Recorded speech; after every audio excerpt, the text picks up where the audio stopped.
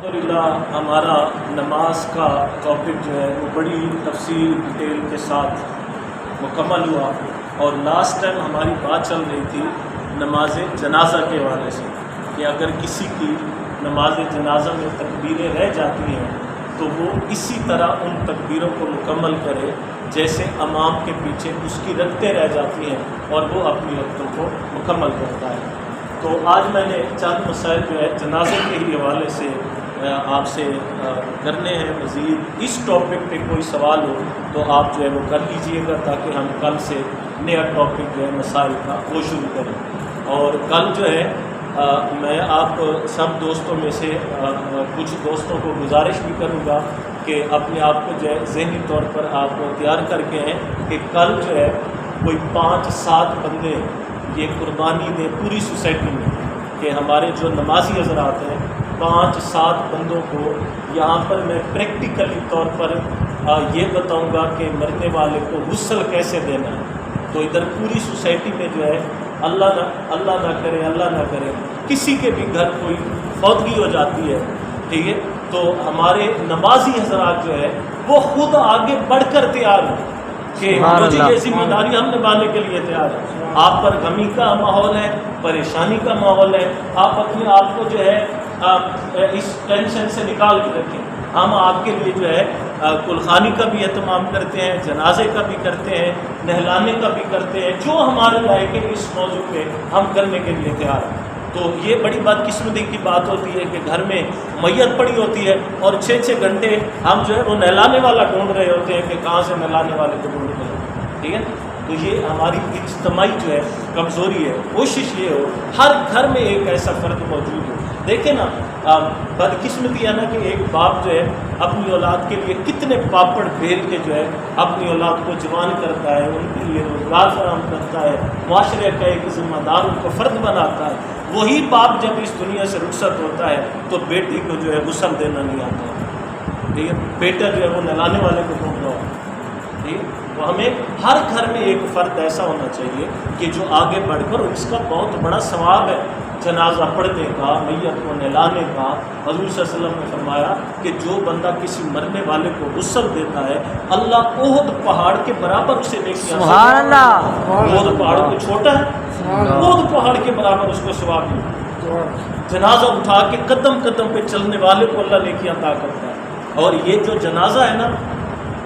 اس کا خالصتاً تعلق ہے لا الہ الا اللہ محمد رسول اللہ کی بنیاد سے، ٹھیک ہے۔ اور یہ بھی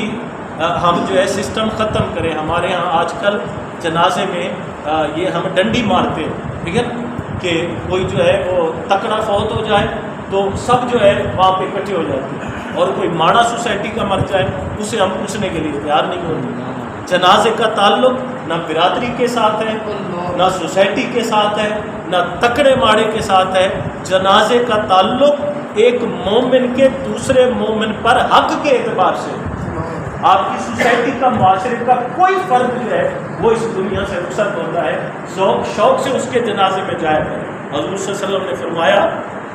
کہ بعض مرنے والے ایسے ہوتے ہیں کہ ان کا جنازہ پڑھنے سے جنازہ پڑھنے والے کی بخشش ہو جاتی ہے، جنازہ پڑھنے والے، اور بعض مرنے والے ایسے ہوتے ہیں کہ جن کے لیے جو جنازہ پڑھتے ہیں ان جنازے والوں میں سے اللہ کسی کی دعا قبول کرتے ہیں اور اس کی بخشش ہو جاتی ہے، سبحان اللہ، اس کی بخشش ہو جاتی ہے، ٹھیک ہے۔ مجھے رائٹر کا تو نام یاد نہیں، کل میں بتا دوں گا۔ بصرہ کے ایک نوجوان نے اپنے بارے میں یہ بتایا کہ مجھے کفن چوری کرنے کی عادت تھی۔ وہ کہتا ہے کہ ایک مالدار گھرانے کی خاتون فوت ہوئی اور اس کو بڑا عالیشان کفن دیا گیا، تو میں اس کا کفن چوری کرنے کے لیے جب قبر میں اترا تو اس خاتون نے آواز دی کہ ایک بخشا ہوا بندہ بخشی ہوئی عورت کا کفن چوری کر رہا ہے، ایک بخشا ہوا بندہ بخشی ہوئی عورت کا کفن چوری کر رہا ہے۔ آئے آنے والے، میرے جنازے پہ کسی کی دعا ایسی تھی کہ اللہ نے جنازہ پڑھنے والوں کو بھی اور مجھے بھی بخشش فرما دی ہے، اور تو یہ کیا کام کر رہا ہے؟ تو کہتے ہیں میں نے یہ بات سنی، توبہ کی، اور پھر میں نے کبھی کسی قبر والے کا کفن چوری نہیں کی۔ تو اس لیے ایک تو جنازہ پڑھا کریں اپنے ایمانی اور شرعی حق کے اعتبار سے، نہ برادری کے اعتبار سے، نہ رشتہ داری کے اعتبار سے، نہ محلے داری کے حساب سے۔ مومن بھائی فوت ہوا ہے اس کے جنازے میں حد الامکان کوشش کرے، شرکت کرے، دعا کرے اس کے لیے، اللہ اس کی بخشش فرمائے۔ اور دوسری بات کہ نہلانے کے اعتبار سے میں جو آپ میں سے دوست کل تیار ہوں گے، میں سب کے سامنے پریکٹس کروا دوں گا۔ یہ کوئی ہوا نہیں ہے، ایک انسانی وجود ہے، انسانی جسم ہے، وہی جو چند گھڑیاں ہمارے ساتھ، چند گھڑیاں پہلے ہمارے ساتھ چل رہا تھا، کھا رہا تھا، بیٹھ رہا تھا، پی رہا تھا، ایک رب کا نظام ہے، اس نے جو وقت مقرر کیا ہے اس پہ جانا ہی جانا ہے۔ ابھی پرسوں ہمارے اس نئی آبادی والے محلے میں وہ ایک فوت کی ہوئی ہے، تو وہ مجھے اس باپ کا بیٹا بتا رہا تھا کہ ہمارے والد صاحب کو جو ہے نا وہ معدے میں نالی لگائی گئی، تو لاسٹ ٹائم جو ہے ہم نے ڈاکٹروں کے مشورے سے اپنے والد کو جو ہے وہ نالی کے ذریعے جوس پلانا چاہا، ٹھیک ہے، لیکن جب اس کی ڈیتھ ہو گئی تو وہ جوس پورے کا پورا اسی طرح نالی میں موجود تھا، اور ڈاکٹر کہتے ہیں کہ میں حیران ہوں کہ یہ زندگی میں پہلا واقعہ دیکھا ہے کہ بھئی تم نے نالی میں جوس ڈالا اور اس کے معدے تک نہیں پہنچا۔ تو وہ کہتا ہے یہ رب کا نظام ہے کہ جس جوس کے قطرے نے، جس پانی کے قطرے نے اس کا حصہ نہیں بننا تھا، اللہ نے اس کو نہیں بننے دیا، وہ وہیں کا وہیں رک۔ اس لیے یہ تو ہر ایک کے ساتھ، ایک جنازے کے لیے غسل کے لیے ہم دوست تیار کریں گے، دوسرا یہ ایک کلچر ڈیولپ کریں کہ اگر جو ہے اللہ نہ کرے باپ فوت ہوتا ہے، بیٹا اس قابل ہو کہ وہ جنازہ پڑھائے، بیٹا اگر فوت ہوتا ہے تو باپ اس قابل ہو کہ وہ جنازہ پڑھائے۔ اس لیے کوئی بھی مولانا صاحب، کوئی بھی پیر صاحب، کوئی بھی قاری صاحب، وہ جتنے مرضی جو ہے کسی مرنے والے کے لیے مخلص کیوں نہ ہو جائے، لیکن اللہ کی عزت کی قسم جب باپ بیٹے کے لیے دعا کرے گا یا بیٹا باپ کے لیے دعا کرے گا، وہ اتنے درد، محبت اور خلوص کے ساتھ دعا ہوگی کہ وہ سارے پردوں کو ہٹا کر اللہ کی بارگاہ میں جا سکتے ہیں۔ سبحان اللہ۔ مجھے آپ اپنے معاشرے میں جو ہے کلچر بنا، تو یہ بھی انشاءاللہ کل جو ہے اس کے بارے میں مزید وضاحت عرض کر دوں گا۔ تو جنازہ پڑھنے کے حوالے سے، تکبیر کے حوالے سے کوئی بات ہے تو آپ ڈاکٹر صاحب پہلے کسی کا جنازہ پڑھنا چاہیے؟ اس میں نا ملک جی بات یہ ہے کہ کوئی بھی بندہ کہ جو بد عقیدہ ہو، کوئی بھی بندہ جو بد عقیدہ ہو، وہ کوئی بھی ہو سکتا ہے، ٹھیک ہے، کوئی بھی ہو سکتا ہے۔ بد عقیدہ بندہ کہ جس کا عقیدہ اللہ اور اس کے رسول کے بارے میں، اصحاب رسول کے بارے میں، اولیاء کرام کے بارے میں ایسا ہو جو اللہ کے قرآن اور نبی کے فرمان کے خلاف ہو، ٹھیک، تو اس بندے کا جنازہ اس وقت جائز نہیں ہے کہ جب پڑھنے والے کو اس کے برے عقیدے کا پتہ ہو۔ مثلا ایک شیعہ ہے، اس نے اللہ نہ کرے ایک بندے کے سامنے حضرت بکر صدیق کو معاذ اللہ برا کہہ دیا، اما عائشہ کے بارے میں برے بھلے الفاظ میں دیے، صحابہ کرام کو اس نے ظالم کہہ دیا، یا جو ہے اللہ کے قرآن کے بارے میں اس نے غلط نظریہ پیش کر دیا، تو اس کا جنازہ قطعاً نہیں پڑھنا چاہیے۔ حدیث مبارکہ میں یہ وضاحت موجود ہے، حضور صلی اللہ علیہ وسلم نے فرمایا ان من بعد قوم یسبون اصحابی، میرے بعد ایک ایسی قوم آئے گی جو میرے صحابہ کو گالیاں دے گی، اذا تلاقوہم فلا تسلموا علیہم، جب آمنا سامنا ہو تو ان پر سلام نہ بھیجو، ولا تصلی علیہم، اور نہ ان کی جنازہ پڑھو، ولا تناکحہم، اور نہ ان کے ساتھ نہ نکاح کرو۔ اچھا، اب موجودہ جو ہمارا فی زمانہ ٹائم چل رہا ہے،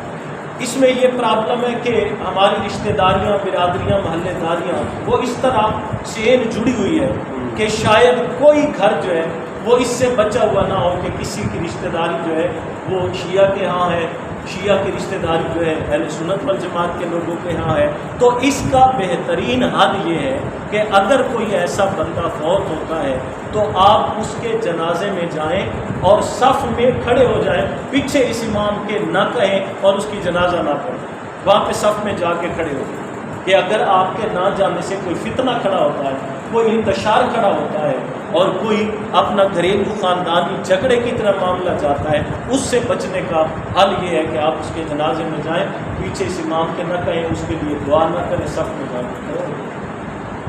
اگر جو ہے وہ صحیح عقیدے پہ مرا ہوا تو آپ کا صف میں کھڑا ہونا جو ہے وہ جنازے کے ثواب کے برابر ہوگا، اگر نہ ہوا تو پھر آپ کے ایمان نکاح پہ کوئی فرق نہیں۔ اگر جنازہ پڑھ لے کچھ لوگ کہتے ہیں نکاح ٹوٹ جاتا ہے، تب ٹوٹتا ہے کہ جب اس کے برے عقیدے کا پتہ ہو،